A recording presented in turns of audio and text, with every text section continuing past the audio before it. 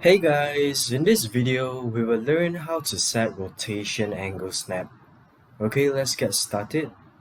So I'll be showing you by using the kitchen cabinet function. Alright, so you may do this in any other cabinet function as well. Okay, so firstly, come to your tool, click on your setting. Okay, as you can see, whole house customization, click on it. So over here, there's a rotate angle capture. Make sure you click on yes. Okay, so right now, for example, I want it to be a multiple of 10. So I'll just key in a number 10 for my angle. Okay, so before rotating, always click on Z. Click on Z to rotate. So as you can see while I'm rotating, the angle would be a multiple of 10. 60, 70, 80, 90. Alright? So what if right now I would like to change the angle?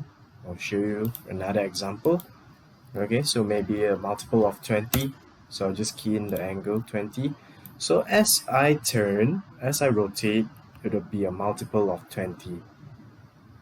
Alright, so this is how you rotate your angle snap.